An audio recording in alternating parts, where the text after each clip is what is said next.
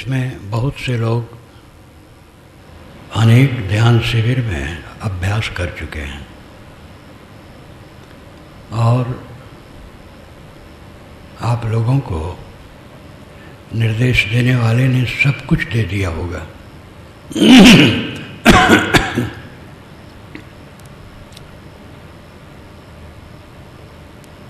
बाहरी निर्देश में दो बात खास, कम खाना और मौन रहना। मुझे ज़्यादा बोलना पड़ता है, जो व्यवहार लिए हैं उनको बोलना पड़ेगा, लेकिन साधक साधिकाएं जो आए हैं वो मौन रहें, और जो व्यवहार वाले हैं वे भी कम बोलें, कम बोल के काम चलावें।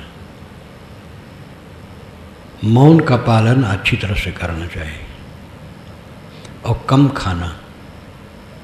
खाना अमृत है।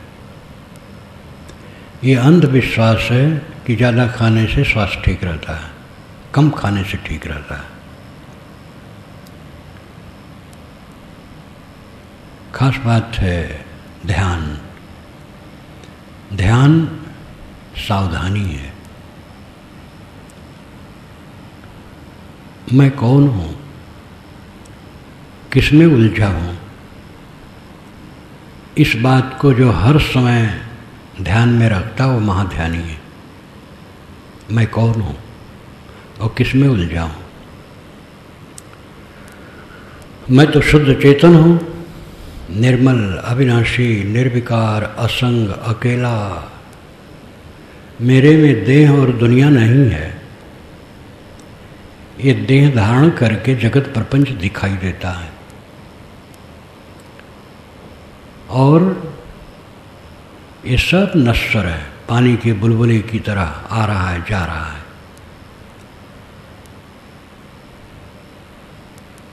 मैं शुद्ध बुद्ध चेतन हूँ, अकेला हूँ, असंग हूँ, मेरे में जगत है ही नहीं। मन नहीं है तो जगत कहाँ है। गाढ़ी नींद में हम अकेले हो जाते हैं, विदेह अवस्था में जीव अकेला हो जाता है, जब देह छूटती ही जीव अकेला ही जाता है। वासना है तो फिर देह धरेगा, वासना त्याग दिया यही शांत है, देह रहे चाहे न रहे। अपने आप को समझना, मैं शुद्ध चेतन हूँ, अकेला हूँ, असंग हूँ, और जिसमें उलझा हूँ ये दुनिया की चमक दमक माटी गोबर है, सब माटी गोबर है, ये सब नश्वर है। ये ध्यान में रखना सबसे बड़ा ध्यान है, लेकिन इसके लिए बहुत कुछ करना है। सदाचार का पालन, ब्रह्मचर्य का पालन। साधु तो ब्रह्मचर्य में दृढ़ हो ही, गृहस्थ लोग भी जिनसे बन सके पूरा ब्रह्मचर्य पालन करें, नहीं तो जितना बन सके ब्रह्मचर्य का पालन करें। किसी को धोखा न दें, किसी को तकलीफ न दें, अपने विरोधी को भी तकलीफ देने की चेष्टा नहीं होनी चाहिए। अपने विरोधी को दुखी देख करके खुश नहीं होना चाहिए, ये पाप हो जाएगा। फिर रागत द्वयी से रहित चित्त, प्रशांत, विवेक, विचार, भक्ति, ज्ञान, वैराग सबका आचरण। अकेले में बैठ करके मन को देखना और मन को शांत करना। ध्यान का अर्थ है संकल्प शून्य हो जाना, कुछ न सोचना ध्यान है। ध्यान क्या है नाम की पुस्तक जो यहाँ छपी है, आप बहुत से लोग पढ़े होंगे। जो न पढ़े हों उनको कल ले लेना चाहिए। छोटी सी पुस्तक है, 2-3 रुपए की। कुछ न सोचना ध्यान है, लेकिन कुछ न सोचना तुरंत संभव नहीं है, इसलिए आधार दिया जाता है, उसमें सब बताया गया है।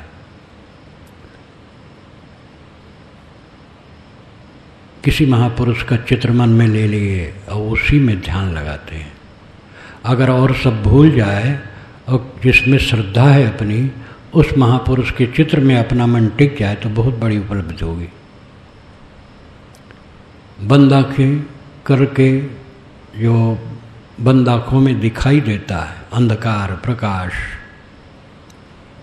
उसमें मन ठहराना दृष्टि योग है। सांस पर मन ठहराना स्वर योग है। एक बिंदु की कल्पना कर ली, उसमें मन ठहराना बिंदु योग है। तो इस प्रकार ये सब आरंभिक साधनाएं हैं।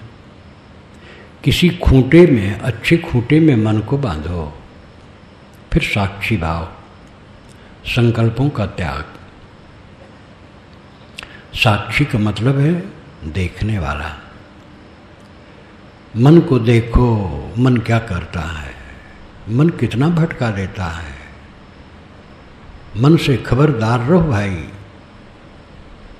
मन को देखो और मन को वहीं समाप्त करो, शांत करो।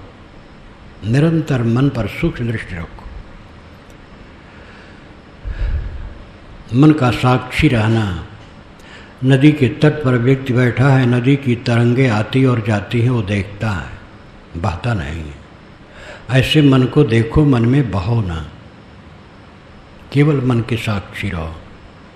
ये अभ्यास करते करते मन शांत हो जाता है। शांत हो जाने पर भी सावधानी चाहिए।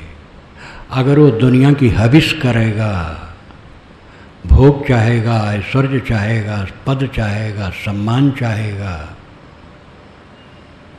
मान बढ़ाई चाहेगा, ये दुनिया की झूठी चमक दमक में मन को लगाएगा तो शांत नहीं हो पाएगा। साधना में काफ़ी चल लेने के बाद अगर फिर से मन ढील हुआ तो फिर वही प्रपंच आ जाएगा। इसलिए बड़ी सावधानी की जरूरत है। एकदम सावधान, निरंतर जागरूक। सावधानी ही साधना है। सब समय जागते रहना। जागत कीजिए भोर बटोहिया का सोए, तेरी गठरी में लागे चोर बटोहिया का सोए। मन को देखो, मन के साक्षी रहो। और पहली साधना है बताई, किसी महापुरुष के चित्र में मन को रोकना। बंद आँखों में जो अंधकार प्रकाश दिखे उसमें मन रोकना। सांस पर मन रोकना, सांस का ख्याल करना और कुछ नहीं, और उसी में मन रोकना। ये सब अनेक साधनाएं हैं मन को एकाग्र करने के लिए। अंतिम साधना साक्षी भाव है, संकल्पों का त्याग। और ये राजमार्ग है। पारक सिद्धांत, वेदांत दर्शन, सांख्य योग सब इसके समर्थक हैं। मन का साक्षी होना। जो निरंतर निगरानी मन पर रखता है वह मन से पार रहता है। मन से अपने को पार रखो। आज तक हम मन में उलझे उलझे आए हैं। अब आज भी सावधान न रहें तो उलझे रहेंगे। ज्ञान वैराग हो जाने पर भी उलझे रहेंगे। ज्ञान वैराग तो है, लेकिन उत्कट वैराग जिसे कहते हैं, ये सामान्य वैराग से बहुत ऊंचा है। जब कुछ अच्छा न लगे, एक कूड़ा कचड़ा संसार, कुछ अच्छा न लगे, तब उत्कट वैराग्य। उत्कट वैराग्य होने पर तो सब समय समाधि ही है। सोई अखंड समाधि है जहाँ अखंड वैराग। श्री पूर्ण साहब ने कहा, जहाँ अखंड वैराग्य है वहाँ अखंड समाधि। वैराग का मतलब है अनासक्ति। पलटू साहब की वाणी पर मैं इस समय बोल रहा था सुबह, तो कल आया था कि जीते मरना भला है, नहीं भला बैराग। जीते जीते मर जाना अच्छा है, बैराग अच्छा नहीं। तो जो नहीं समझेंगे वो समझेंगे क्या है उल्टा पलटा कह रहे हैं, जो समझेंगे वो समझेंगे बिल्कुल ठीक कह रहे हैं। जीते मरना भला है, जीते जीते मर जाओ, इससे अधिक वैराग और क्या होगा। और नहीं भला वैराग, ये वैराग का कपड़ा ओढ़ करके तब वैराग हो जाएगा, ये भूल है। वैराग का कपड़ा तो बहुत लोग ओढ़े रहते हैं, तो वैराग का कपड़ा ओढ़ना भला नहीं है, जीते मरना भला है, जीते जीते मर जाओ। जो मर गया उसको कोई एतराज होता है? कोई एतराज नहीं। पड़ा है, गाली दो, लाठिस मारो, कुछ करो, कोई एतराज नहीं।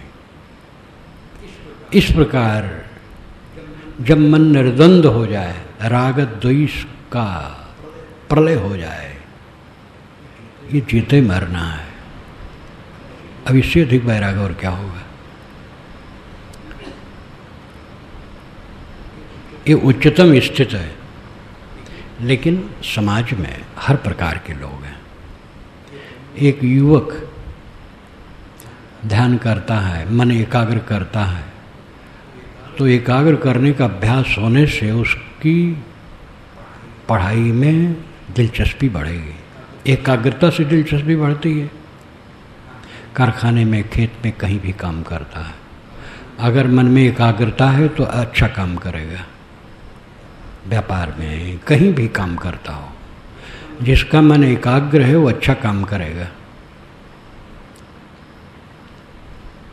आजकल तो बड़े बड़े कारखाने वाले, विदेशी कारखाने वाले भी अपने वर्करों को 2-2, 4-4 हज़ार रुपया देते हैं कि जाओ कहीं ध्यान करके आओ, खर्चा लगता है, वहाँ दो और अपना खर्चा करो।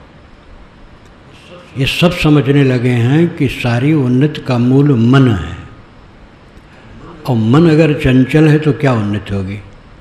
मन एकाग्र है, संयत है, तो सब सुख तेरे पास। इसलिए स्त्री, पुरुष, गृहस्थ, विरक्त, बच्चे जो समझदार हैं, सबके लिए ध्यान बहुत जरूरी है। अंतिम गति जरते जीते मरना भला है, ये उतनी उच्च स्थिति न जान पावें, वैराग न जान पावें, मोक्ष न जान पावें, सामान्य लोगों के लिए भी ध्यान आवश्यक है। ध्यान से मन की एकाग्रता बढ़ती है। एक बार ध्यान शिविर में है, नवापारा राजिम, रायपुर क्षेत्र, कई वर्ष हो गए। ध्यान चल रहा, 3 दिन के बाद मैंने दृष्टि योग पर कहा कि जिनका मन न ठहरता हो, दृष्टि योग का अभ्यास करें, वो बहुत सरल है। आंखें बंद करें, तो बंद आंखों में अंधकार प्रकाश, मिलित अंधकार प्रकाश कुछ दिखेगा, उसी में मन को टिकाएं। एक बूढ़ा महंत था, दूसरे दिन कहा कि साहब जब से आपने ये कहा है मेरा मन ठहर गया है। मैं तो भाग जाने वाला था कि मेरा मन ठहरता नहीं, भाग जाऊं। जब आपने ये उपदेश कल किया तो मैं आंख बंद करता हूँ, और बंद करने पर अंधकार प्रकाश जो भी दिखता है उसी को देखता रहता हूँ, तो मेरा मन संयत हो जाता है। तो अनेक प्रकार के पात्र हैं। कुल मिलाकर के मन की एकाग्रता इष्ट है। मन एकाग्र करो, और एकाग्रता का जब अभ्यास बनेगा तो चित्त में शांति आएगी, राग द्वेष घटेगा, देहाभिमान घटेगा, विकार घटेगा। मन को जो स्थिर कर ले तो अपने मन के जंगल को देख पाएगा। अंधाधुंध में लोग दूसरे बुराई में लगे हैं, राग द्वेष में लगे हैं, तनिक तनिक बात को लेकर लड़ाई में लगे हैं, क्योंकि अपने हृदय को देख नहीं पाते हैं। जो अपने मन को देखने लगता है वो कच्चा चिट्ठा सब देखता है और उससे बचता है। आपके मन में सुबह से शाम तक कितने बिच्छू सांप प्रकट हो करके आपको काटते हैं, पता है कुछ? दूसरे की बुराई करने में तो हम सब बड़े तेज हैं, दूसरे बुरे हैं, लेकिन अगर अपने को देखो तो मेरा जैसा बुरा कोई नहीं। साधक वह है जो अपनी बुराई को देखता है। जो दूसरे की बुराई देखता है वो बाधक है, अपने आप का विनाशक है। अगर हम किसी की बुराई देखते हैं और वो निर्विकार भाव से सह लेता तो उसका कोई नुकसान नहीं होगा। लेकिन मेरा तो भयंकर पतन है, मेरे मन में कालुष्य, और किसी की बुराई मैं करूँगा तो अनेकों को क्षोभ होगा, उसका पाप बढ़ेगा। और अगर जिसकी बुराई की गई उसके लिए उसको कोई चिंता नहीं तो उसका नुकसान नहीं होगा। और अगर उसने भी प्रतिक्रिया की तो उसका भी नुकसान होगा। अपनी करनी का फल हमें मिलता है, दूसरे से नहीं। इसलिए रात दिन अपने को संभालना है। ये भीड़ सच नहीं है, बाल बच्चों की भीड़, परिवार की भीड़, समाज की भीड़, संत भक्त की भीड़, ये सब क्षणिक है, आजकल में खो जाने वाली है। इस भीड़ में हम अपने को संभाल के चलें, बहुत सावधान हो के चलें। 4 दिन का जीवन राग द्वेष करना चाहिए, और साधु भगत होकर के राग द्वेष करें तब क्या रास्ता है कल्याण का। अपने मन को सदैव निर्मल करो, उसी निर्मलता के लिए ध्यान है। ध्यानाभ्यास सबको करना चाहिए। शरीर असमर्थ हो तो लेटे लेटे ध्यान करना चाहिए, और बस देखे कि मन क्या करता है। मन को समझो, मन को रगड़ो, मन को बस में करो, यही सबसे बड़ी सफलता है। और क्या मिला क्या छूटा, कोई दम है उसमें। अरबपति खरबपति सब मर मर के चले जाते हैं, कोई यहाँ रहने वाला नहीं है। किस चीज़ को लेकर के हम हाय तौबा करें। स्वयं में जागृत हो। ध्यानाभ्यास के लिए आप लोग आए हैं तो पूरे नियमों का पालन करो। कम खाओ, सदा कम खाना चाहिए। कम खाओ और मौन रहो। ध्यान के पीरियड में मौन जो बताया गया उसका पालन करो। कम खाने से स्वास्थ्य अच्छा रहता है, काम करने में स्फूर्ति रहती है। अभी इतनी उम्र में मैं इतना काम करता हूँ, चलता रहता हूँ, लिखता रहता हूँ, बोलता रहता हूँ, मिलने जुलने आते हैं, वो भी उनसे बात करना पड़ता है। लेकिन ये सब काम करता हूँ, ये संयम का परिणाम है। जैसे भक्त संत खिलाना चाहते वैसे खाऊं तो गोड़ पसार के लेटा रहूं और 4 जने से मुक्की लगवाऊं, जैसे गुरु लोग करवाते हैं, और कुछ नहीं कर पाऊंगा। लेकिन किसी को पैर नहीं छूने देता हूं। जो साथ में सेवा करने वाले कभी भी अंग नहीं छूने देता हूं। हम ही को मजबूरी पड़ती है तो खड़ाऊ बदलना है या जूता पहनना है तो जो सामने रहता है उसके कंधे पर हाथ धर करके पहन लेता हूँ। अब निराधार पहनने में कठिनता लगती है, और ऐसे किसी अंग नहीं छूने देता हूँ, और अपना काम जो है सब करता हूँ। शरीर प्रारब्ध है, रोग व्याधि लग जाए, शरीर तो छूटने हैं। शरीर पहले छोड़ करके बैठा रहे, कोई चिंता नहीं। जब तक शरीर में रहे विवेक से रहे, मुक्त होकर के रहो, आनंद कंद हो जाओ। ध्यान का अभ्यास आप लोगों को बताने वाले बताए और बताएंगे। ये सभी लोग काफ़ी प्रवीण हैं, और मैं और विवरण नहीं कहूँगा। मन की एकाग्रता, अवंत में मन की शून्यता, दृष्टि योग, स्वर योग, साकार योग, किसी योग में मन लगाकर किसी महापुरुष के चित्र को मन में लेके ध्यान किया जाता साकार योग है। बंद आँखों में देखा जाता है अंधकार प्रकाश, वो दृष्टि योग है। सांस पर मन ठहराया जाता है स्वर योग है। इस सब में जो रुचि हो करे। अंतिम साक्षी भाव, संकल्पों का त्याग, शांत रहना, संकल्पों को देखना, न बहना। इस प्रकार ध्यान का अभ्यास करें। आप लोग सौभाग्यशाली हैं, इतनी लगन है, कितने प्रदेशों से लोग आए हैं, सबको अपने घर में जितना सुविधा होती है आश्रम में नहीं होती। जहाँ कहीं जाओ भीड़ है, लेकिन इतनी लगन है तो आते हो सब असुविधा उठाकर। इसलिए आप लोग बहुत धन्यवाद के पात्र हो। अब इसका पूरा का पूरा उपयोग करो, यही शुभकामना।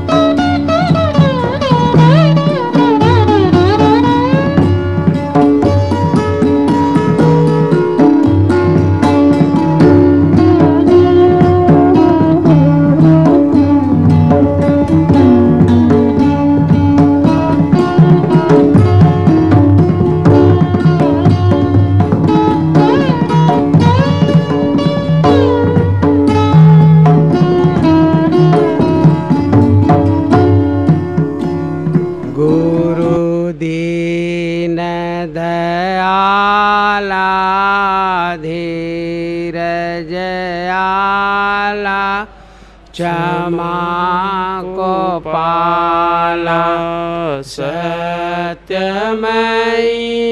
दया को धारण स्वतः विचारण भर्म निवारण बोध जयी बंधन तोरी जीवन छोरी कर निज ओरी परख दई विनओ चरना काज सोदरना तुम्हारी शरणा शांति है सतगुरु देवा दया धरेवा पार करेवा भव सागर निरहंकारी जग से पारी बोध रूपारी दुखदार रहित वासना मिटि त्रासना हरऊ शासना गुण आगर त्याग करंता आसन हंता भाषण तंता नैनागर बंदो गुरुवर देव सज स्वाभाविक ज्ञान निधि करण हार भव छे जहाँ न संशय है भरम दीन कृपा कर ज्ञान जय ते सब जालन लखे खाने बानी हरो जान करऊ समन आसक्ति गुरु वंदो सन्मुख पारखी शीश भेंट धरिया वचन उचारा बंदगी सत्य प्रेम के साहिब बंदगी साहिब बंदगी साहिब बंदगी। बोलिए सद्गुरुदेव की जय, संत समाज की जय, भक्त समाज की जय।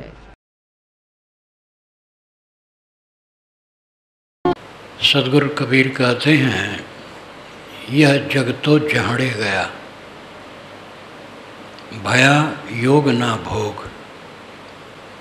तिलझारी कबीरा लिया, तिलैठी जा रहे लोग।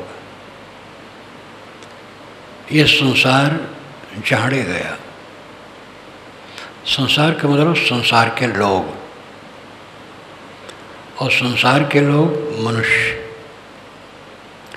ये संसार के मनुष्य अपने को जहड़ा दिए, खो दिए। ना ये भोग कर पाए, ना योग कर पाए। तिल झार कबीरा लिया। जो साधक हैं वो तिल झार ले लेते हैं, झार करके तिल ले लेते हैं, और बाकी लोग तिलैठी झारते हैं। तिलैठी मतलब तिल का डंठल। देह और जीव के भेद को गहराई से समझना चाहिए। देह जड़ तत्वों का पिंड है, जीव चेतन है। जड़ चेतन दोनों नित्य हैं। जड़ गतिशील है, विकारी है, चेतन निर्विकारी है। शरीर जिन तत्वों से बना है वो सब जड़ है, और दुनिया के समस्त निर्मित पदार्थ जड़ हैं। किंतु इनका साक्षी चेतन, दृष्टा चेतन है। मैं जड़ नहीं हूँ, चेतन हूँ। मैं देह नहीं हूँ, जीव हूँ। जीव शब्द मौलिक है। जीव के बाद आत्मा, चेतन, ब्रह्म, परमात्मा सब इसके विशेषण हैं। इसलिए वेदांतियों ने भी कहा जीवो ब्रह्म ही न परः, जीवः ब्रह्म एव न अपरः। ये इसका पदच्छेद है। जीव ब्रह्म ही है, दूसरा नहीं। देह और जीव के भेद को गहराई से समझना चाहिए। देह बुद्धि हमारी जो रहती है उसी से हम दुखी रहते हैं। आत्मबुद्धि होने पर दुख मिटता है। तो अध्यात्म में ये पहली बात है कि अपने आप को चेतन आत्मा समझो, देह नहीं। इस देह में आकर के भोग और योग ये दो हैं, तो भोग तो होता ही नहीं है, योग भी नहीं होता है। भोग आज तक कोई कर पाया है? सब अधूरे में रहे। काम भोग के 84 आसन बनाए गए, योग के 84 आसन बनाए गए। ये मन की तृष्णा मनुष्य की मिटती नहीं है बिना विवेक के। 84 आसन से काम भोग करने का कामियों ने विस्तार किया। काशी में एक बार ये 84 आसन का चित्र बनाया गया, भूगर्भ में कोई जान नहीं पाया, और 84 आसन के सहित काम भोग का चित्रण पुस्तक में किया गया। नर नारी 84 आसन से कैसे भोग करते हैं, ये स्त्री और पुरुष का चित्र बना करके 84 आसन का चित्र बना और छपा। चित्र बनाना छापना ये तो छिप करके हुआ, लेकिन बिकना तो बाजार में है। बाजार में जब आया, सरकार को पता लगा तो छापा पड़ा और सब जब्त कर लिया गया और उसको नष्ट कर दिया गया। ये चित्र बनाने वाले ये सब शिक्षित होते हैं। जानवरों में कोई 2 आसन नहीं है, वो गर्भाधान कर देते हैं बस। और मनुष्य इतना कलुषित है, इस आसन से तृप्ति नहीं हुई, उस आसन से 84 आसन बना डाला। कितना अपना विनाश। और आदमी जितना भोग में लगेगा उतना नष्ट होगा और भोग की शक्ति भी क्षीण होगी, अतृप्त में ही मर जाना पड़ेगा। कोई आज तक भोग नहीं कर पाया। भर्तृहरि जी ने कहा, भोगा न भुक्ता वै में वो भुक्त, स्तपो न तप्तं वै में वो तप्ता, कालो न जातो वै में वो जाता, तृष्णा न जीर्णा वै में वो जीर्णा। भोग को मैं नहीं भोगा, भोग ने मुझे भोग डाला। जो भोग में लगते हैं वो नहीं समझते हैं कि हम स्वयं भोग में रगड़े जा रहे हैं। तप को मैं नहीं तपा, ताप ने मुझे तपा डाला। काल पर मैंने विजय नहीं की, काल मेरे को खा गया। तृष्णा बूढ़ी नहीं हुई, मैं बूढ़ा हो गया। भर्तृहरि जी राजा थे और श्रृंगार रस की उन्होंने पुस्तक लिखी है, नीत शतक, श्रृंगार शतक, वैराग शतक। राजगद्दी पर रहते हुए श्रृंगार शतक और राजनीति शतक लिखा। जब विरक्त हुए तो वैराग शतक लिखा। लेकिन वे स्वयं दुखी होते हैं। भोग का रास्ता दुख का है, योग का रास्ता सुख का है। भोग से हटो, योग की तरफ लगो।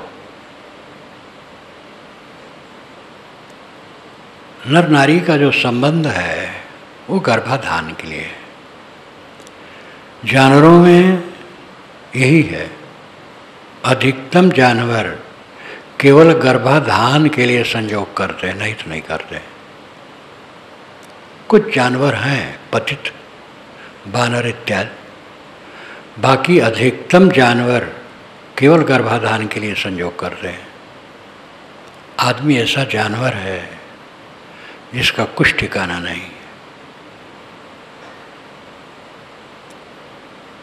भोग एक ही नहीं है, काम भोग तो धारा है, विशाल धारा है ही है, और भी भोग है। खाने ही में भोग बुद्धि रखोगे तो तबीयत खराब होगी, स्वास्थ्य खराब होगा। स्वास्थ्य खराब होने के अन्य भी कारण होते हैं, क्योंकि ये तो कणों का जोड़ है। बहुत संयम रखते हुए भी इसमें परिवर्तन आएगा, लेकिन अधिकतम तकलीफ अधिक खाने से होता है। खाना जरूरी है, लेकिन अधिक खाते हैं तो भोग हो जाता है। देखना जरूरी है, लेकिन देखने में राग है तो भोग हो जाता है। राग के बाद द्वेष आता है। ये दोनों जुड़वा हैं।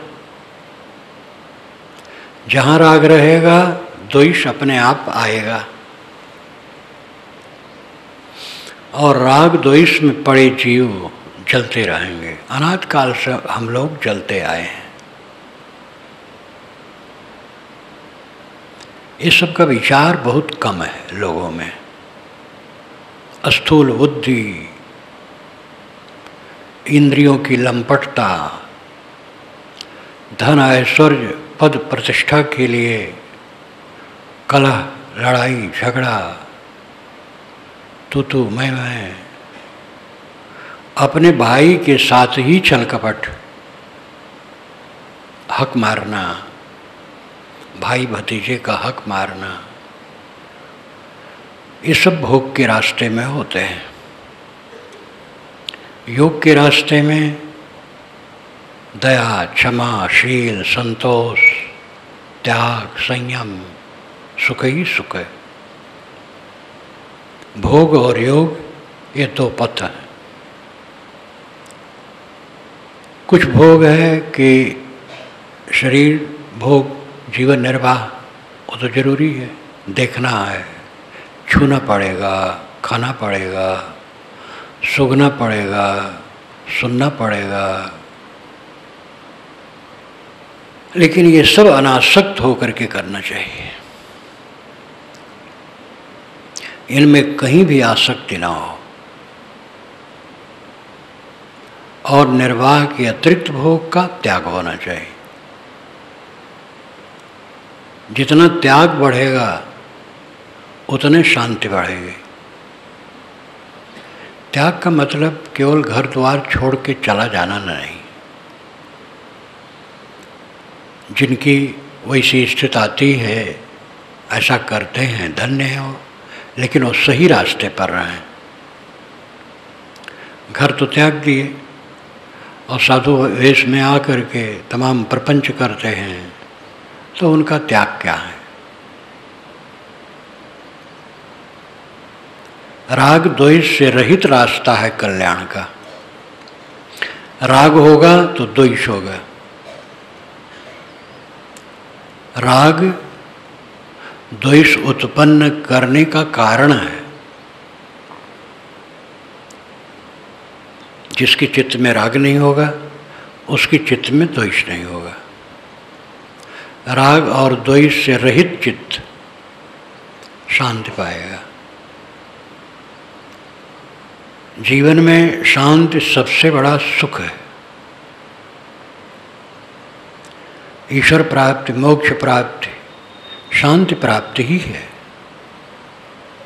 शांति जिसको मिल गई, ईश्वर पा गया, मोक्ष पा गया। मोक्ष और ईश्वर कहीं कोई व्यक्ति है जो मिलता है?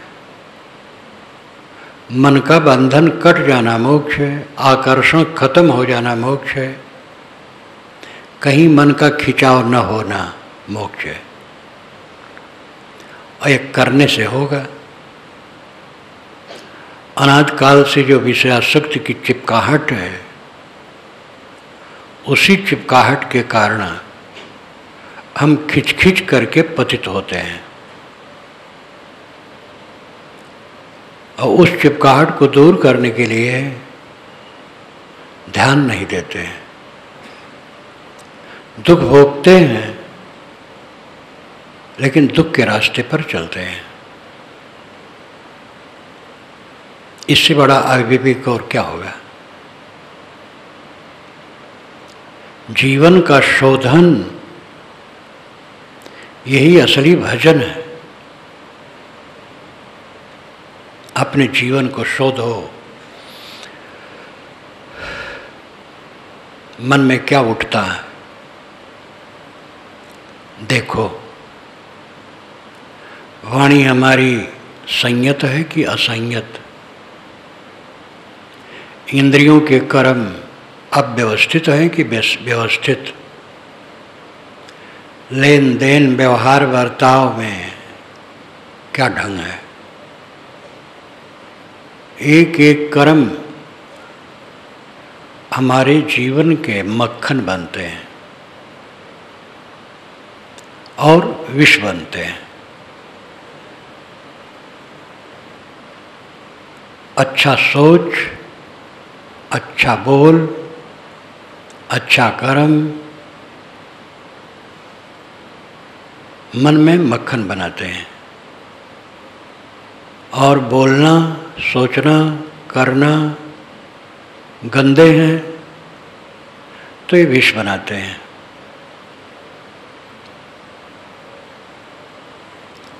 बड़ी बड़ी सभाओं में भगवान की महिमा, अवतार की महिमा, गुरु की महिमा, देवता की महिमा, तीर्थ व्रत की महिमा बहुत बखानी जाती है। जो जीवन की खास बात है उस पर चर्चा कम है। गुरु तो सामने है, गुरु के बिना तो किसी का निस्तार नहीं। ईश्वर परमात्मा परोक्ष कल्पना है। ईश्वर परमात्मा कहीं बाहर से नहीं मिलता। ईश्वर परमात्मा सबका आत्मा है। देवी देवता काल्पनिक हैं, तीर्थ व्रत काल्पनिक हैं, इनमें लगे हुए लोग कुछ न कुछ अच्छा काम करते हैं। अच्छा, असली बात तो है मैं कौन हूँ और क्या कर रहा हूँ, मेरे मन की दशा क्या है, मेरे कर्मों की दशा क्या है, मेरी वाणी की दशा क्या है, मेरे जीवन का व्यवहार क्या है। इन बातों पर विश्लेषण करना ये असली भजन है। हम स्वयं अपने जीवन में कांटे बोते हैं और फूल बोते हैं। दूसरा व्यक्ति हमारे जीवन में कांटे और फूल नहीं बो सकता है। हाँ, वो राय दे सकता है। खराब स्वभाव वाले ऐसी बात करेंगे कि हम प्रभावित होकर के खराब काम में लग सकते हैं। अच्छे लोग अच्छी राय दे करके हमें अच्छे मार्ग में लगा सकते हैं। उनकी बातों से हम अच्छे मार्ग में लग सकते हैं। संगत का प्रभाव होता है, लेकिन मुख्य बात तो है हमारा अपना। गलत लोगों ने हमारे पास आके कुछ कहा, हम सावधान हैं तो उससे प्रभावित नहीं होंगे। अच्छे लोगों ने कुछ अच्छा कहा तो उसको हम ग्रहण करेंगे। पूरी जिम्मेदारी हमारी अपनी है। हमें अपने को संभालना है। कमाना खाना जगत का धंधा है, ये मजबूरी है। कमाना पड़ेगा क्योंकि खाना है। खाना एक लाक्षणिक है। एक सज्जन एक मकान का किराया पर तय करने के लिए गए तो ऊंचे स्तर का जो कहलाता है मकान, 3-4 कमरे, साफ सुथरी जगह पर, बड़ी सड़क के सामने और सुविधा से मकान बना हुआ। मालिक से पूछे किराया आप क्या लेंगे? कहे 15,000 रुपया महीना। तो उन्होंने कहा मैं खाऊंगा क्या? 15,000 रुपया महीना मैं आपको देता रहूं तो मैं खाऊंगा क्या? तो खाना लाक्षणिक है। खाना है, कपड़ा पहनना है, परिवार को पोषना है, बाल बच्चों को विवाह शादी करना है, गुजर बसर की बहुत सारी चीज़ें होती हैं। खाना लाक्षणिक है। कमाओगे नहीं तो खाओगे क्या? इसलिए कमाना है, खाना है। परंतु कमाना खाना उद्देश्य नहीं है, मजबूरी है। बिना खाए और जीवन निर्वाह के सारे व्यवहार किए बिना चल नहीं सकता है, और इसके लिए कमाना है। लेकिन ये तो लक्ष्य नहीं हुआ, ये मजबूरियां। लक्ष्य है इस दुख भरे संसार में रहकर दुख से मुक्त हो। संसार दुख से भरा है।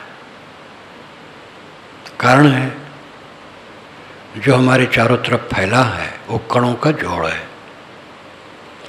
अपना माना हुआ शरीर कणों का जोड़ है, मकान कणों का जोड़ है, और सारी चीज़ें कणों की जोड़ है। यहाँ देखो चारों तरफ पेड़ पौधे हैं। इन पेड़ पौधों को कोई व्यवस्थित ढंग से लगाया नहीं गया है, सहज है, लेकिन हरियाली है। मकानात हैं, लेकिन ये सब परिवर्तनशील है। इनमें मोहने की जरूरत नहीं है। इनका हमारा संबंध नित्य नहीं है, स्थिर नहीं है, क्षणिक है। बड़े बड़े ऐश्वर्यवानों का ऐश्वर्य पानी की धारा की तरह बह जाते हैं। इस समय तो मुझे अटल जी की याद आ जाती है। अटल जी वर्षों प्रधानमंत्री थे, जहाँ चलते थे कमांडो आगे पीछे, गहमा गहमी। अब वे कमरे में अकेले अवसाद से ग्रस्त पड़े हैं। जब कोई जाता है ताकते रहते हैं, बोल नहीं पाते, कुछ पहचान नहीं पाते। जो वहाँ निकट गए आए उन्होंने मुझसे कहा कुछ जान नहीं पाते, असमर्थ होके पड़े हैं। लाओ त्से ने यही तो कहा है, अकिंचनता, असमर्थता और अकेलापन में सबको पहुंचना है। हमारे चाहे जितने साथी हों, हमारे पास चाहे जितना ऐश्वर्य हो,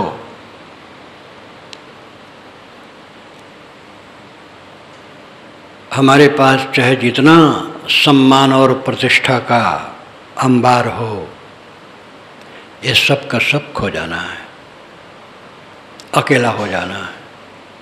अब देखो अटल जी अकेले कमरे में पड़े और असमर्थ है और अकिंचन है। उनके पास कुछ नहीं, दवाई पानी वहाँ धरा होगा बस, और रुपए पैसे धरे भी हों तो उनको पता नहीं। ये एक की बात नहीं है, सबकी है। इसकी जो याद रखता है वो पाप नहीं करता है। हम प्रमाद में जीते हैं, भूल जाते हैं। जीवन की असलियत को हम भूल जाते हैं। जवानी थोड़े दिन की है, स्वस्थ जीवन का समय थोड़े दिन का है, सारी गामा गामी थोड़े दिन की है। ये सब खो जाना है।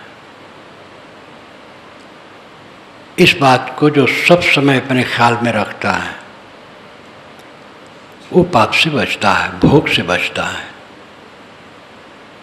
भोग चित्त सहित इंद्रियों का विषयों में जुड़ना भोग कहलाता है। चित्त सहित इंद्रियों का विषयों में जुड़ना भोग कहलाता है।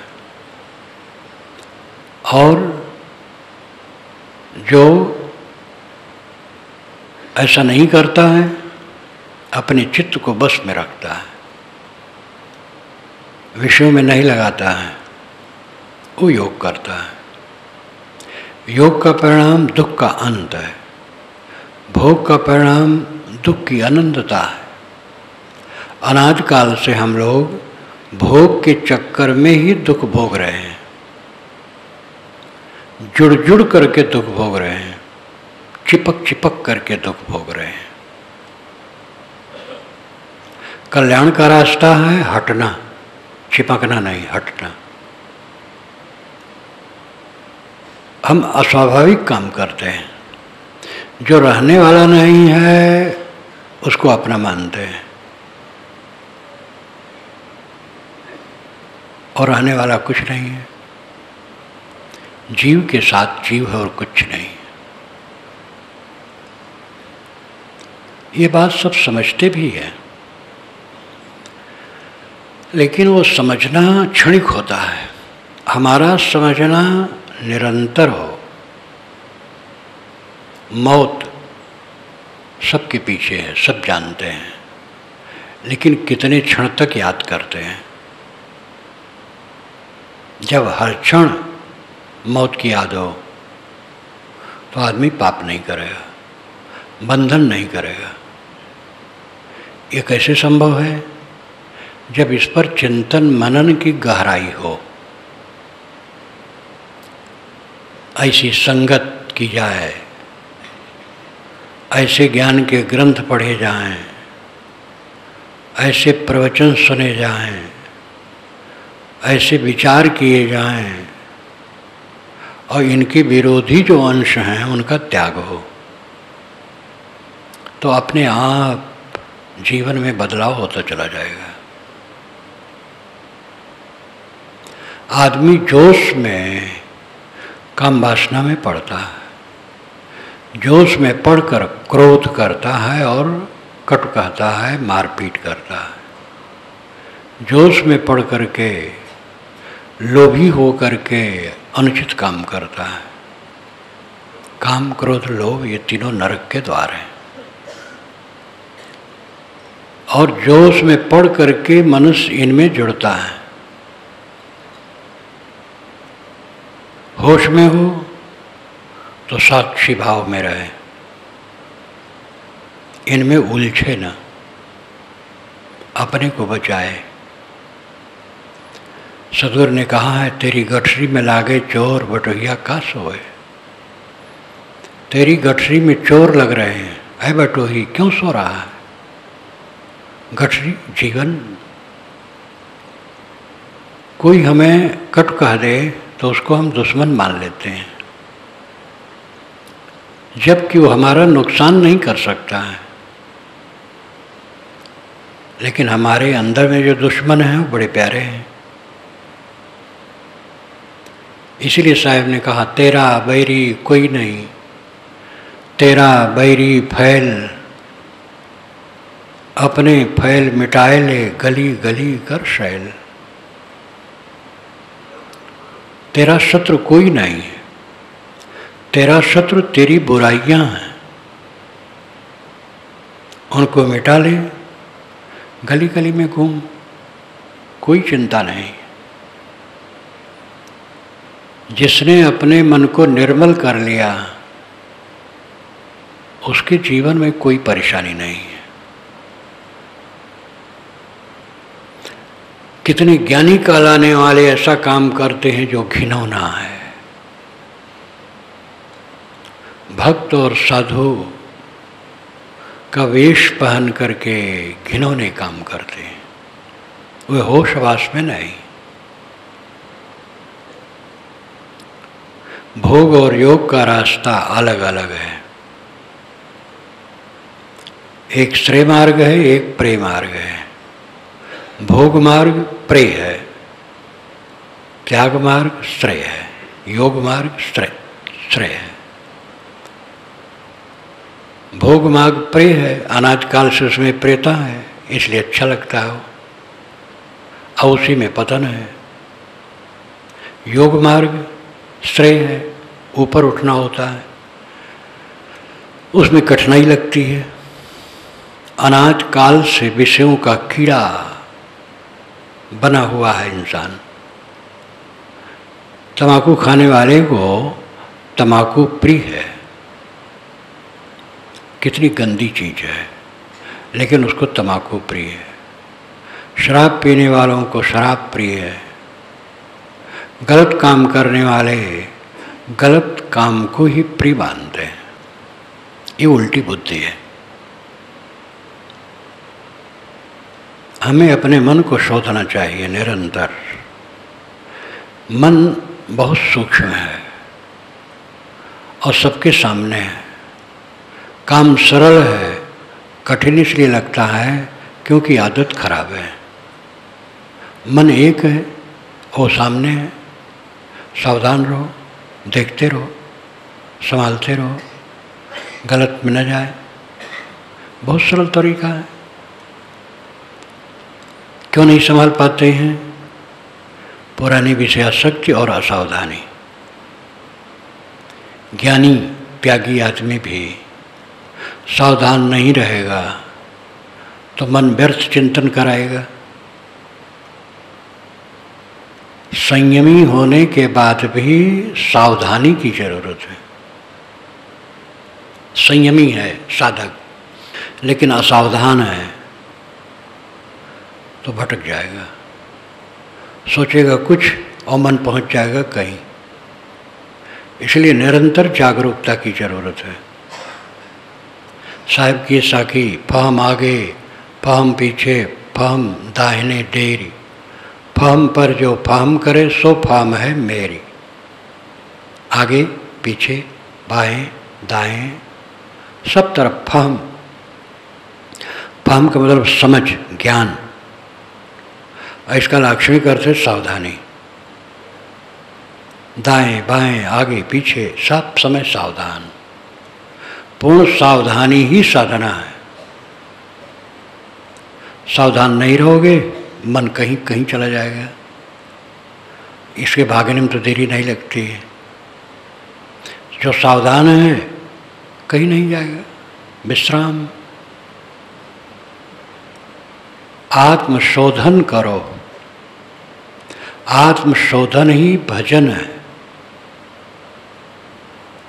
जो कोई नाम जपते हैं, मंत्र जपते हैं, बुरा नहीं है, कुछ तो करते हैं, लेकिन असली भजन है आत्मशोधन। निरंतर अपने आप को देखना और उनके विकारों को निकालना। शुद्ध निर्मल दशा में रहना। ये बड़ी सरल साधना है, कोई कठिनाई नहीं। ऐसी साधना नहीं है कि स्नान करके बैठो तब हो, मंदिर में बैठो या कहीं बहुत साफ सुथरी जगह में बैठो तब हो। ये तो हर जगह करने की चीज़ है। शौचालय में हो, बाथरूम में हो, खेत में, दुकान पर, कारखाने में, सड़क पर, बिस्तर पर, कहीं भी हो, सब समय मन को देखो और सब समय मन से सावधान रहो। जो मन से सावधान रहता है उसका मन पवित्र होता है। असावधान हुआ, मन में मिला, बहा, फिर कहाँ गया ठिकाना नहीं। भोग और योग, भोग में सब जीव लगे हैं।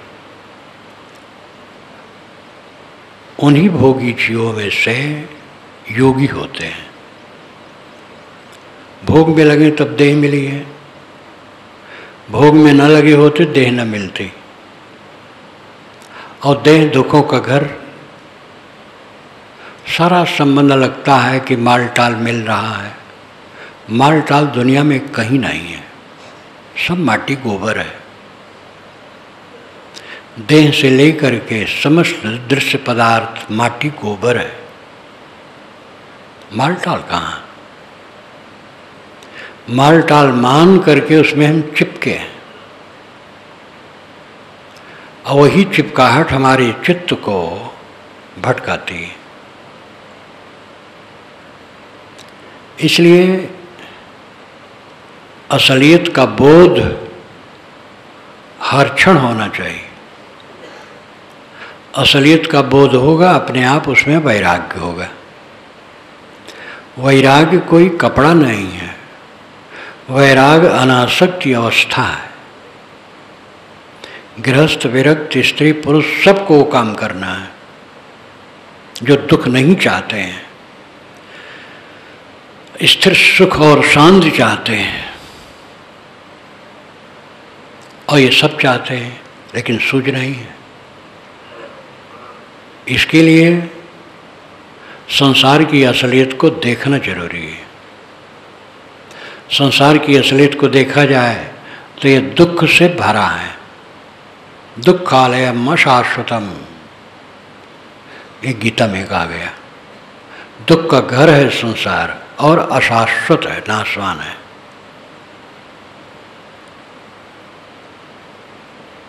देह जिसको लेके हम रात दिन चलते हैं, दुखों की पोटली है। कहीं ठोकर लग जाए, खून निकल आएगा, मांस निकल आएगा, पीड़ा होगी। काम, क्रोध, लोभ, मोह रात दिन नोचते ही हैं। भूख, प्यास, शीत, धूप, कीड़े मकोड़े परेशान करते हैं। बचाते बचाते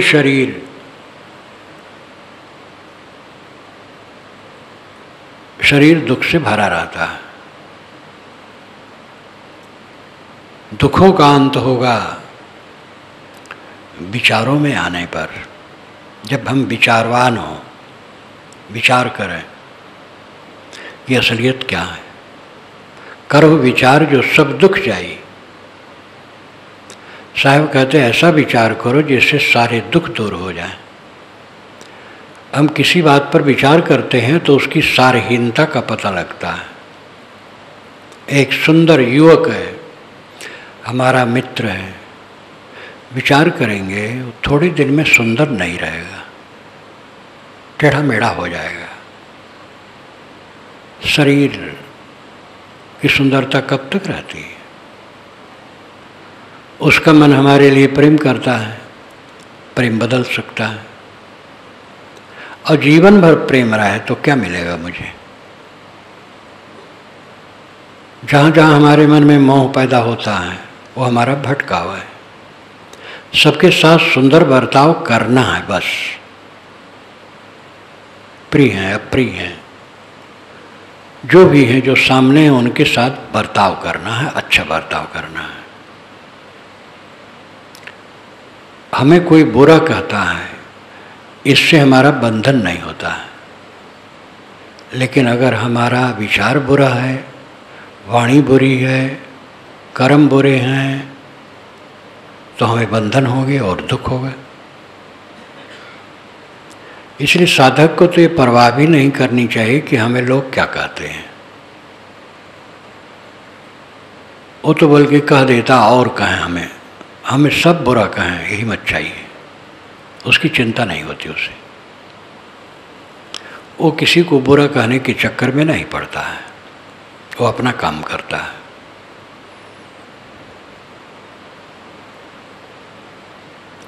भोग मार्ग दुख मार्ग है, योग मार्ग सुख मार्ग है।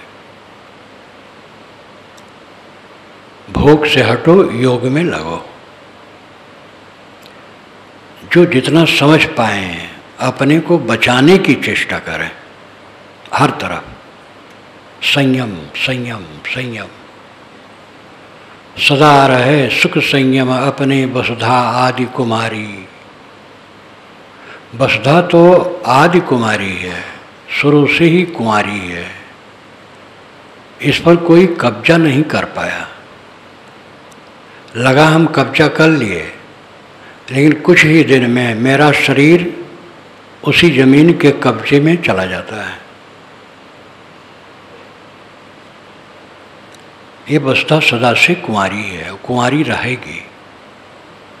इसको बस में करने के चक्कर में न पड़ो। जो भोग द्वारा सुख चाहता वो पागल है। भोग से हटो, योग में लगो। योग अपने को समेट लेना है, अपना निग्रह। योग जोड़ने को कहते हैं और योग वियोग को कहते हैं। दुनिया में योग जोड़ने को कहते हैं, लेकिन साधना में योग का अर्थ है वियोग। राजा भोज ने योग दर्शन पर अपना कुछ लिखा है, तो उसमें उन्होंने एक श्लोक लिखा, पतंजलि मुनिरुक्ति काव्य पूर्वाद्वैतसौ। पतंजलि जी ने अद्भुत काव्य लिखा, अद्भुत शास्त्र लिखा, लेकिन उसमें उन्होंने प्रकृति और पुरुष के वियोग को योग कहा है। पुरुष प्रकृति से अपने को अलग कर ले, ये योग है। गीता में भी कहा गया, दुख संयोग वियोगम योग संगीतम। दुख संयोग वियोगम योग संगीतम। दुख के संयोग का वियोग कर देना योग कहलाता है। संबंध को तोड़ देना योग कहलाता है। भक्ति का अर्थ स्थूल रूप में है जुड़ना, महापुरुषों से, गुरुजनों से, या जहाँ जो मानता हो वहाँ जुड़ना भक्ति कहलाता है। लेकिन भक्ति का असली अर्थ है विभक्त कर देना, तोड़ देना,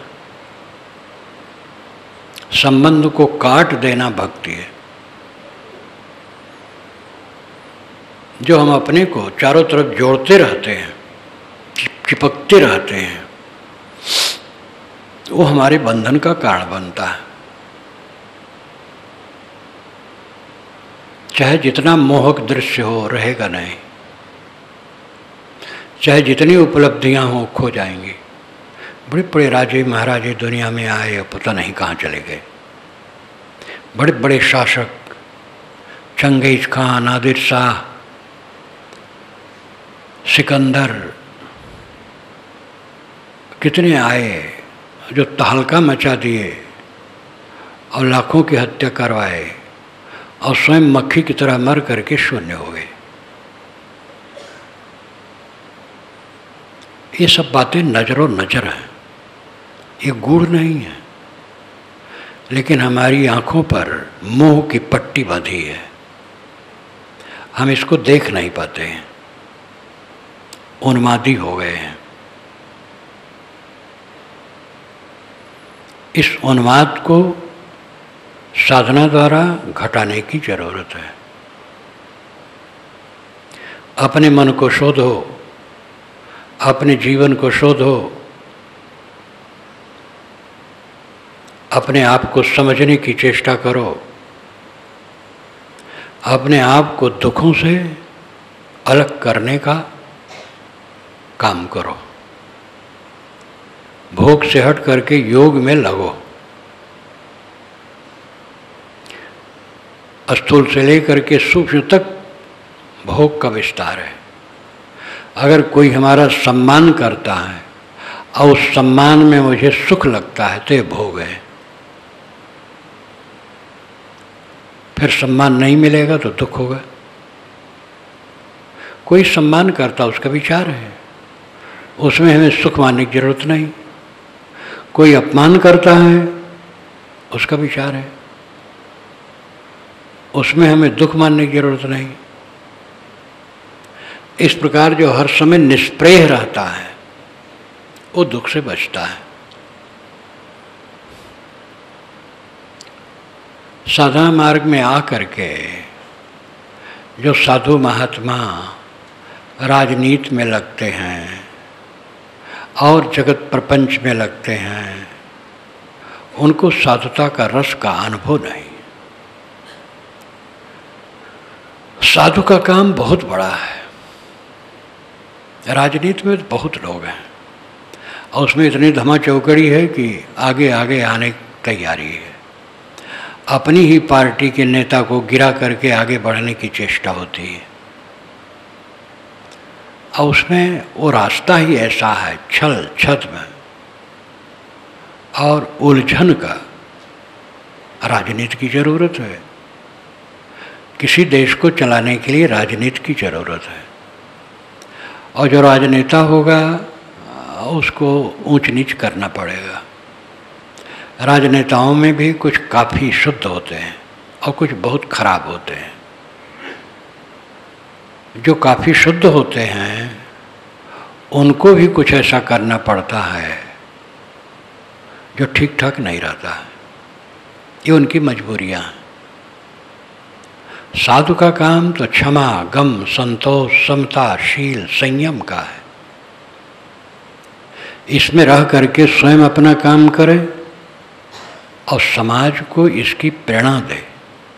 प्रेरणा तो अपने आप मिलती है, केवल प्रवचन प्रेरणा नहीं है। कोई क्षमा से है, गम से है, संतोष से है, सरल है, विवाद रहित है, किसी से विवाद नहीं करता, शांत रहता है, उससे अपने आप प्रेरणा मिलती है। आगे पीछे जो लोग देखते हैं स्वाभाविक लगता है ऐसे रहना चाहिए। तो संतों का काम बहुत बड़ा है।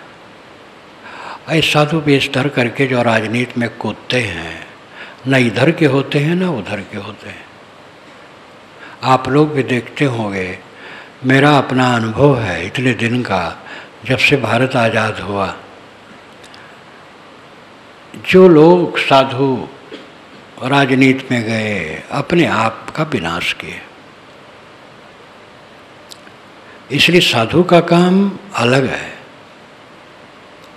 वहाँ से रह करके समाज की सेवा करो, बहुत बड़ी सेवा है।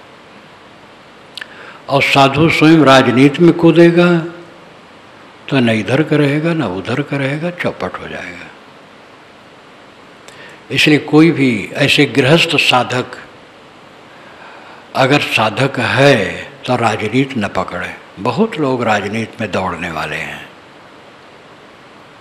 मैं ऐसे लोगों को जानता हूँ कि जो प्रधान तक नहीं होना चाहते हैं और प्रभावशाली हैं गांव में।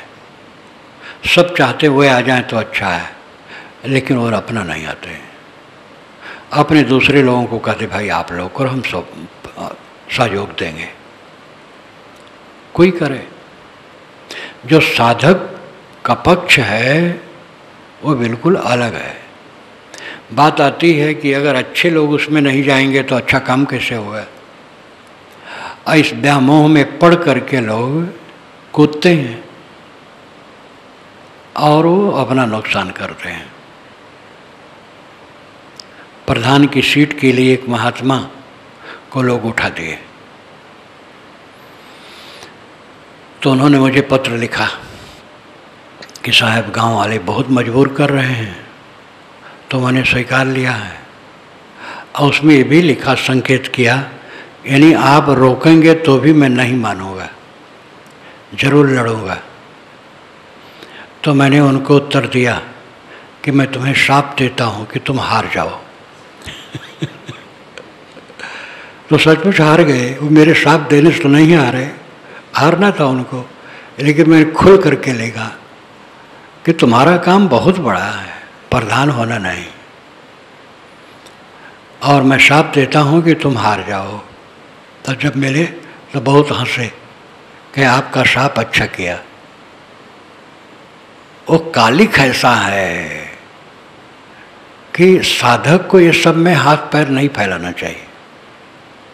उसके लिए तो तमाम धमा चौकड़ी है, सब उसके पीछे दौड़ते रहते हैं। शांति का रास्ता निवृत्ति का रास्ता है। अपने आप को जितना निवृत्त करो शांति पाओगे। अपने आप को छुड़ाओ चारों तरफ से। जहाँ हो सेवा करो, सेवा जरूरी है। सेवा में आलसी न रहो, सेवा में दृढ़ रहो, उत्साहपूर्वक सेवा का काम करो। जहाँ अपनी ड्यूटी है खूब उत्साह से सेवा काम करो। उत्साह से करने से चित्त में प्रसन्नता आएगी और दूसरे लोगों की नज़रों में आप ऊंचे रहेंगे।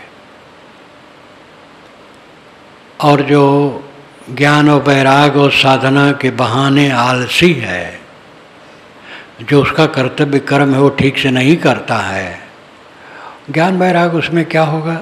चित्त ही शुद्ध नहीं रहेगा। हमारी ड्यूटी है झाड़ू लगाना, झाड़ू नहीं लगाया, हमारा चित्त खराब होगा, दूसरे लोगों के नज़रों से भी गिरूंगा।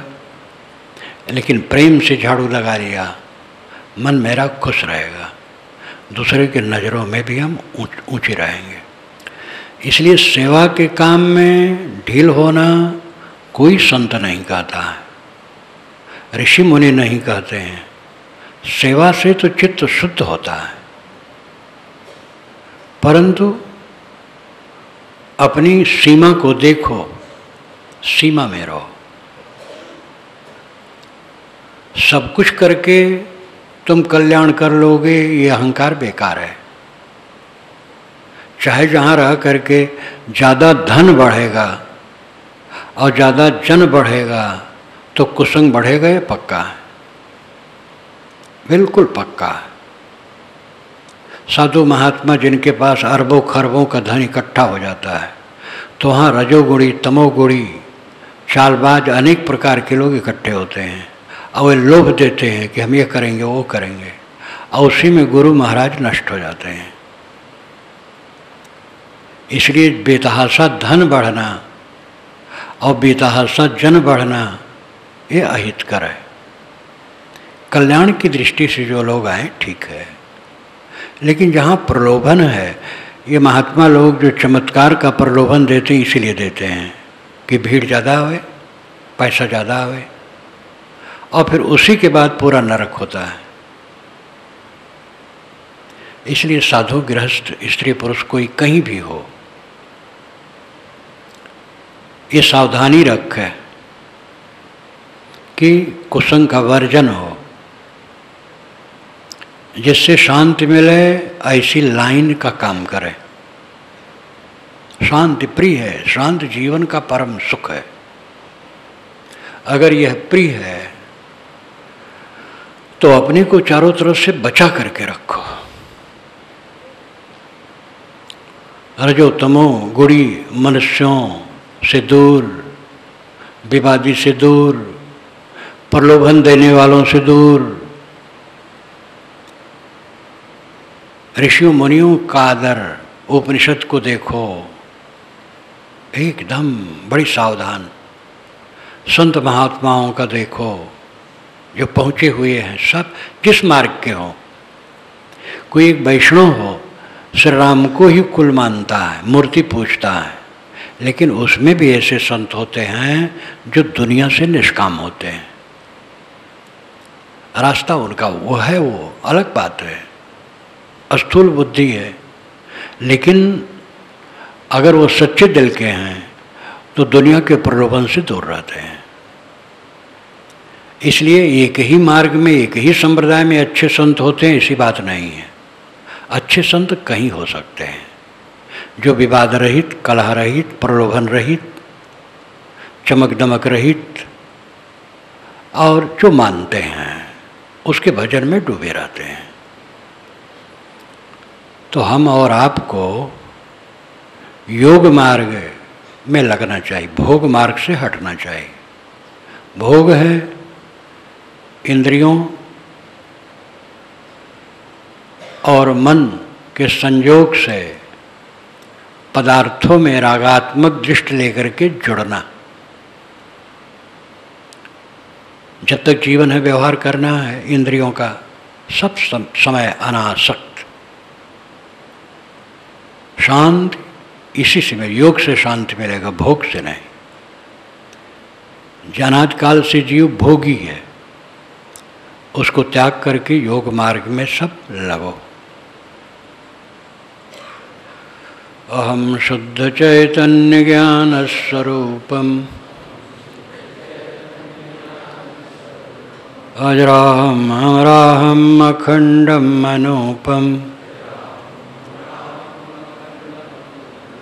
अहम शुद्ध चैतन्य ज्ञान स्वरूपम अजराहम अमराहम अखंडम अनूपम अहम शुद्ध चैतन्य ज्ञान स्वरूपम अजराहम अमराहम अखंडम अनूपम अहम शुद्ध चैतन्य ज्ञान स्वरूपम अजराहम अमराहम अखंडम अनूपम अहम शुद्ध चैतन्य ज्ञान स्वरूपम अजराहम अमराहम अखंडम अनूपम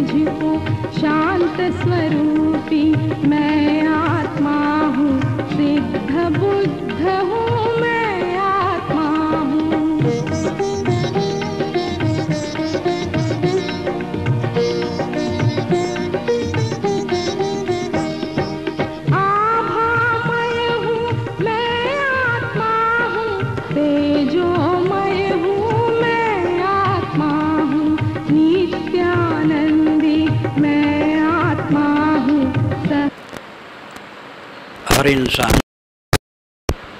पूर्णता खोजता है, मैं पूर्ण हो जाऊं, और खोजता है जहाँ वहाँ पूर्णता नहीं है। देह में, जवानी में, पद में, प्रतिष्ठा में, भोग में, धन में, अगणित वस्तुओं में पूर्णता खोजता है और ये सब अपूर्ण है और इन्हीं की दरिद्रता में भटकता रहता है जीवन भर। सद्गुरु ने कहा है, परे न पूर दिनों दिन छीना, तहाँ जाए जहाँ अंग भी होना। पूरा नहीं पड़ता है और शरीर दिन दिन क्षीण होता है। परे न पूर दिनों दिन छीना, तहाँ जाए जहाँ अंग भी होना। काम भोग में कितने लोग पूर्णता करना चाहते हैं और उसी में जर्जर हो जाते हैं, रोगी हो जाते हैं। न रोगी हो तो जर्जर तो होंगे ही और वासना उन्हें उठा उठा के पटकती है। कितने लोग खाने में पूर्णता करना चाहते हैं, अनेक प्रकार के व्यंजन। उतरौला में पाकिस्तान बनने के पूर्व गोंडा जिला में उतरौला मुस्लिम राजा रहते थे। उसमें सीधे साधे सरल भी राजा हुए हैं। वहीं के लिए कहावत है कि सियार रात में बोल रहे थे तो राजा ने वजीर से कहा कि ये क्यों बोल रहे हैं? कि हुजूर ये ठंडाते हैं, रो रहे। कि अच्छा, तो इनको ओढ़ना दिया जाए। तो ओढ़ना के लिए, कंबल के लिए काफ़ी पैसा राजा ने दिया। मंत्री ने कहा हुजूर 4 दिन में कंबल पहुंच जाएगा उनके पास। उसके पश्चात जब आवाज़ आती थी तो कहते थे क्यों रो रहे हैं? कहे हुजूर आपको आशीर्वाद दे रहे हैं। ये कहावत है, कहाँ तक सच है। अच्छे अच्छे राजे महाराजे मुसलमानों में भी हुए हैं। वहाँ एक बैंक था और बैंक के जो मालिक थे, मैनेजर तो अलग होते थे, वहीं निवास था उनका। नौकरानी रोज आके खड़ी होती थी, दाल चावल रोटी तो वही है, फिर सब्जी और व्यंजन और मिष्ठान पूछती थी क्या बने, लिस्ट बनाती थी। लेकिन ऐसे भी राजे महाराजे हुए हैं कि ये सब की परवाह नहीं करते थे। खाने पीने में कितने लोग पूर्ण होना चाहते हैं। बाहरी दृश्यों में पूर्णता कभी मिल नहीं सकती है, ये अपूर्ण है। मनुष्य का अस्तित्व जो सार है वो पूर्ण है। आपका सार अस्तित्व क्या है? शुद्ध चैतन्य जो साक्षी रूप में बैठा है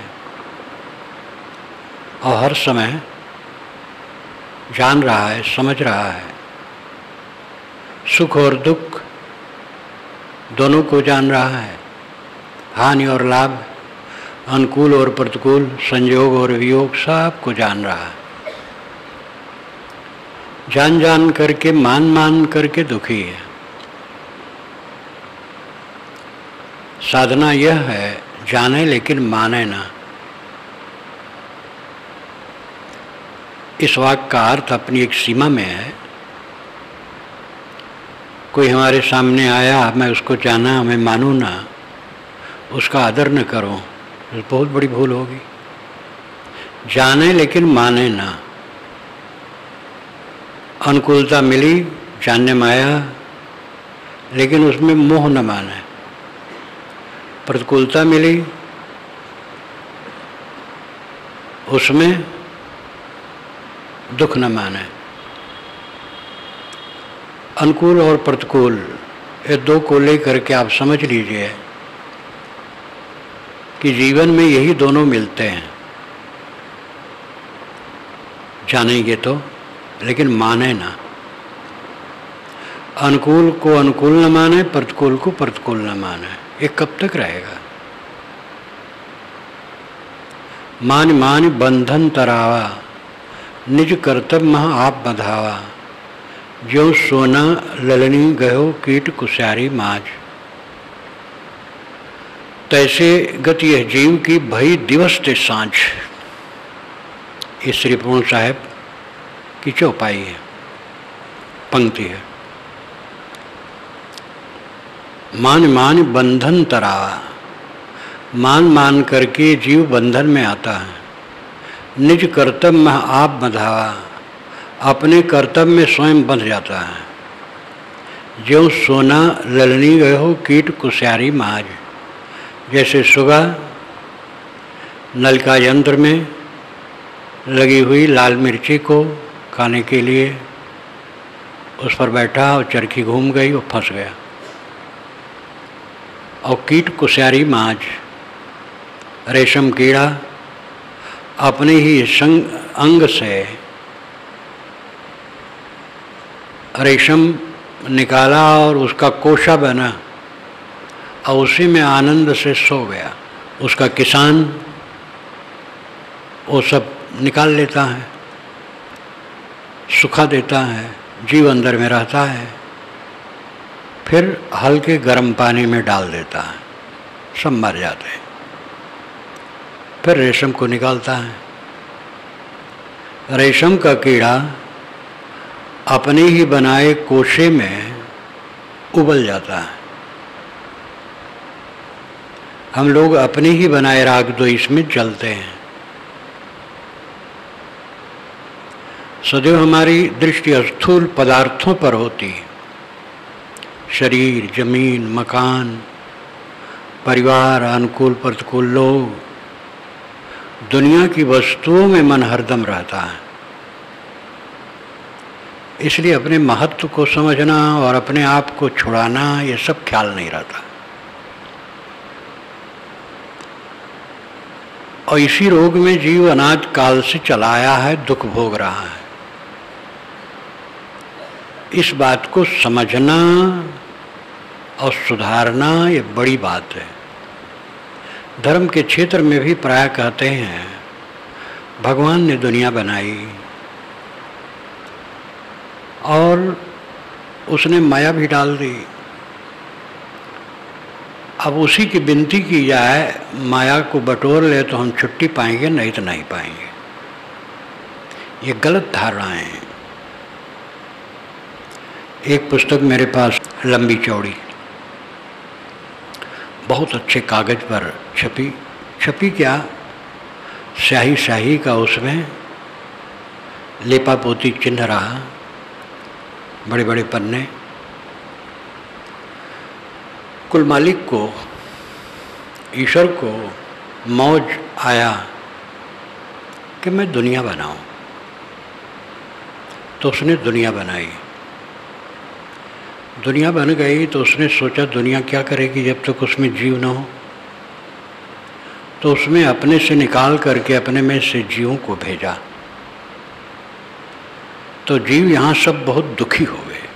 तो इनके दुख को देख करके उसने अपने में से कुछ विशेष उद्धारक जीवों को भेजा और उनका वे उद्धार करने के लिए उपदेश करने लगे। ये सब जितनी थ्योरियां हैं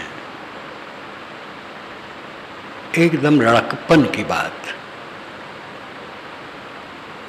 ईश्वर जिसे सर्वज्ञ कहते हैं वो बैठा था, उसकी मौज आएगी दुनिया बनाए, क्या वो घबरा रहा था? और फिर वो सर्वज्ञ कहाँ है जिसके विषय में वो नहीं समझता था कि दुनिया बनाएंगे तो सब दुखी हो जाएंगे। फिर वो विशेष जीवों को, उपदेशकों को भेजा।